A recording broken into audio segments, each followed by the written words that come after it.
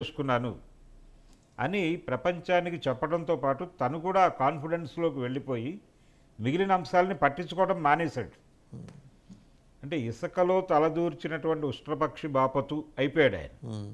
అయిపోయిన తర్వాత ఆయనకి ప్రపంచంలో ఏం జరుగుతోందో కనబడలేదు. రెండోది ఇక్కడ ఇందాక మనం మాట్లాడుకున్నట్టు ఇతర కులాల ప్రస్తావన మరొకసారి తెస్తున్నాను నేను.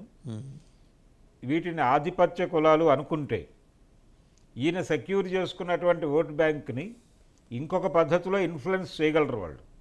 అది మాస్టర్ క్లాస్. మనం క్లాస్ దీనిలోకి వస్తే, జోన్లోకి వస్తే వాళ్ళకి రకరకాల వ్యాపారాలు ఉంటాయి. ఆ ఏరియాలో కొంత వీళ్ళ జీవితం ఉంటుంది. వాళ్ళని టార్గెట్ చేస్తూ జగన్మోహన్ రెడ్డి గారు తీసుకున్నటువంటి కొన్ని నిర్ణయాలు వీళ్ళని ఇబ్బంది పెట్టినాయి. ఎవరైతే ఈయన తన ఓట్ బ్యాంక్ అనుకుని రిజర్వ్ చేసి సూట్ కేసులో పెట్టాను అనుకున్నాడో వాళ్ళు ఎఫెక్ట్ అయ్యారు. వాళ్ళు ఎఫెక్ట్ అయినప్పుడు ఆదుకోవాల్సింది మళ్ళీ వాళ్ళే, మాస్టర్ క్లాస్ ఈ ఇతర కులాలే.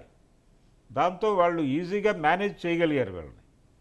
ఈ మేనేజ్ చేయగలగటం అనేది ఈయన ఊహించలేదు, ఈయన ఊహకు అందలేదు. అందరినీ అంటే సమాజంలో అందరినీ కలుపుకుని వెళ్ళేటువంటి ధోరణి ఉండాలి. ఇదేదో వర్గ పోరాటం చేస్తున్నాను నేను అన్న టోన్లో మాట్లాడేవాడు ఆయన. అంటే పెత్తందారులు పేదలు నా వైపు ఉన్నారు, పెత్తందారుల అంతు చూస్తాం మేము అన్న టోన్లో మాట్లాడాడు ఆయన. ఇది అక్కడ కుదరదు. ఆ ఫ్రేమ్లో అంటే తను ఏ ఫ్రేమ్లో అయితే అధికారంలో ఉన్నాడో ఆ ఫ్రేమ్కి పొసగని భాష మాట్లాడాడు. ఆ పొసగని ఎత్తుగడలు పన్నాడు. తన స్వయంకృతాపరాధం ఈ రోజున వైఎస్ఆర్సీపీ ఈ కండిషన్లో ఉండటానికి ఆయనే కారణం, ఆయన వ్యూహాలే కారణం, ఆయన మాటలే కారణం.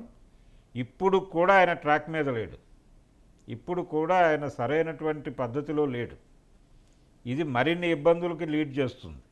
అండ్ ఇంకొక అంశం సార్, ఆయన సోదరి సునీత ఒక ట్వీట్ చేశారు. మీ కార్యకర్తను చెబుతున్న రషీద్ హత్యకు గురైతే పరామర్శకు వెళ్ళారు, డిమాండ్ చేశారు ఎంక్వైరీ అని.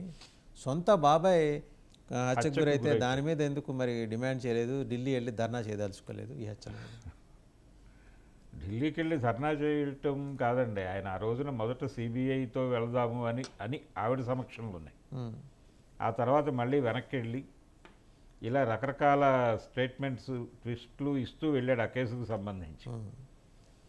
ఇది తనని టార్గెట్ చేస్తున్నారు ఈ కేసు ద్వారా అనేది ఆయన కొన్ని ఇంటర్వ్యూల్లో కూడా మాట్లాడాడు. నేను చేయవలసింది నేను చేస్తున్నాను అని. మీరు చేస్తున్నది ఏమిటి అనేది చెప్పాలి కదా, అవతల వాళ్ళని కలుపుకుని వెళ్ళాలి కదా మీరు. అవును, మీరు కాదు కదా, మీకు పేటెంట్ హక్కులు లేవు కదా అక్కడ. అవును, మీరు ఆ కుటుంబాన్ని కలుపుకుని వెళ్ళాలి కదా. ఆయన భార్య అలాగే ఆయన కూతురు ఇద్దరూ చేస్తున్నటువంటి ఎలిగేషన్స్ని మీ కుటుంబ సమస్య అది. ఇక్కడ మనం ఒక్కసారి పేర్ని నాని గారి గురించి మాట్లాడుకుంటే ఆయన చాలా స్పష్టంగా కుటుంబ సమస్యలు విత్ ఇన్ ఫ్రేమ్ పరిష్కరించుకోవడం చేత కాక వాటిని ప్రపంచం మీదకి పంపించి దానివలన పార్టీకి చేటు తీసుకొచ్చాడు ఈయన అనే అభిప్రాయం వ్యక్తం చేశాడు ఆయన షర్మిల విషయంలో మాత్రమే. వివేకానంద రెడ్డి హత్య ప్రస్తావించలేదు కానీ షర్మిలకి సంబంధించి ఆ సమస్యను ఇంట్లో 4 గోడల మధ్య సెటిల్ చేసుకుని ఉంటే అది మా సమస్యగా మారేది కాదు కదా అన్నాడు ఆయన. ఇది కూడా అంతే, వివేకానంద రెడ్డి ఎపిసోడ్ కూడా అది విత్ ఇన్ వాళ్ళ ఇంట్లో కూర్చుని పరిష్కరించుకుని ఉంటే అది ఇలా పబ్లిక్లోకి వచ్చి ఉండేది కాదు. అంటే నెగ్లిజెన్సు నేను ఏం చేసినా నడుస్తుంది అనేటువంటి ఒక రకమైన అహంభావము ఇవన్నీ నడిచినాయి ఆయనలో. అవి ఎవరో లీడ్ చేశారు, ఎవరో నడిపించారు, ఆయనకు కళ్ళకు గంతలు కట్టేశారు అని మాట్లాడుతున్నారు. కానీ ఆయనకు ఒక స్టడీ ఉండాలి కదా, సమాజం ఏమిటి, మనం ఎక్కడున్నాం, ఏం చేస్తున్నాం అనేది. అంటే ఆయన తరఫున సమాజాన్ని సజ్జల రామకృష్ణారెడ్డి గారు చదివేస్తున్నారని కదా అభిప్రాయం. అది సజ్జల రామకృష్ణారెడ్డి గారు అభిప్రాయాలు ప్రకటించాడు. అలాగే ఏ మంత్రికి కూడా ఎవరికీ అధికారం లేదు మాట్లాడటానికి అనే పరిస్థితి తీసుకొచ్చి ఎవరు మాట్లాడినా కానీ వేగ్గా ఏదో కాసేపు అవతల వాళ్ళని అంటే టార్గెట్ చేసి తిట్టి ఈయన మెప్పు పొందేటువంటి ప్రయత్నం చేశారు కొంతమంది, కొడాలి నాని లాంటి వాళ్ళు. సజ్జల రామకృష్ణారెడ్డి గారు సకల శాఖ మంత్రి అనేటువంటి ఒక టైటిల్ పొందాడు. ఈ సకల శాఖ మంత్రి అనేటువంటి టైటిల్ మాటున ఆయన కూడా ఒక రకంగా బలిపశువు అయ్యాడు. ఇప్పుడు ఎక్కడా కనిపించడం లేదు కదా ఆయన కూడా. ఆయన ఎక్కడున్నాడు అనేది తెలియదు. ఈ మధ్య 2-3 సందర్భాల్లో చాలా కొద్దిపాటి ప్రసంగాలు మాత్రమే చేసున్నాడు ఆయన.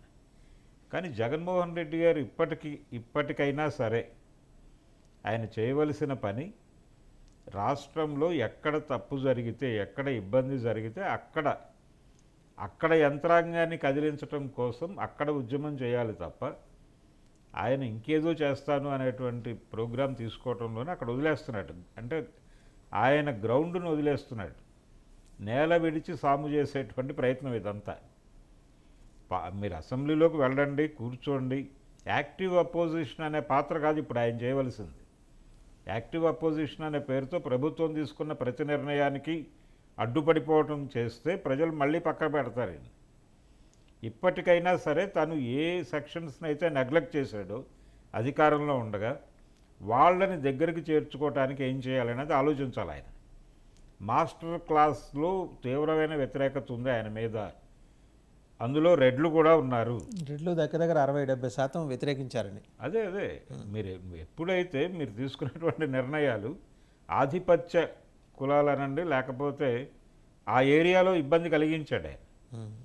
ఆ కలిగించడం వల్ల ఏం జరిగిందంటే వాళ్ళు పక్కకి జరగటం మాత్రమే కాదు, నువ్వు సెక్యూర్ చేసుకున్నటువంటి ఓటు బ్యాంక్ని వాళ్ళు మేనేజ్ చేయగలిగారు.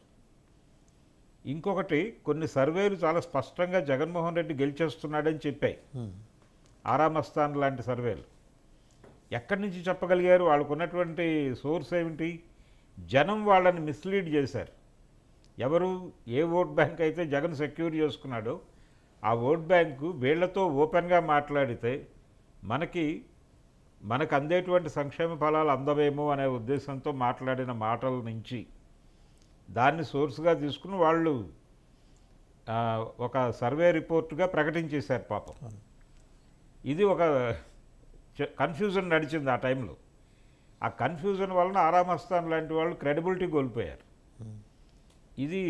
ఈ పరిస్థితిని అర్థం చేసుకోవాలి. ఇప్పుడు ఆయన కూర్చొని రివ్యూ చేసుకోవాలి కదా. మనం సెక్యూర్ చేసుకుని సూట్ కేసులో పెట్టుకున్నాం మీటలు నొక్కటం ద్వారా. ఈ మీటలు నొక్కటం ద్వారా మనం సెక్యూర్ చేసుకున్న ఓటు బ్యాంకుని, ఆ సూట్ కేసు తాళం మన జేబులోనే ఉంది, కానీ కింద నుంచి ఎవరో తీసుకెళ్ళిపోయారు. ఆ తీసుకెళ్ళటానికి దారి తీసిన పరిస్థితులు ఏమిటి అనేది చెక్ చేసుకోవాలి కదా. తను అధికారంలో ఉండగా తీసుకున్న ప్రతి నిర్ణయాన్ని చెక్ చేసుకోవాల్సిన అవసరం ఉంది ఆయన. ఇప్పుడు ఆయన కేవలం ప్రభుత్వం మీద దాడి చేసుకుంటూ వెళ్ళిపోతే ప్రజలు నా వెనకాల వచ్చేస్తారు అనుకుంటున్నాడు. అది తప్పు. మరింతగా కన్సాలిడేట్ అవుతారు వాళ్ళు, మరింత భయపడతారు. వాళ్ళలో భయాన్ని కలిగించడం కాదు ఇప్పుడు ఆయన చేయవలసింది, భద్రతనే. తను నేను తెలుసుకున్నాను, నాకు అర్థమైంది, మీరు ఎందుకు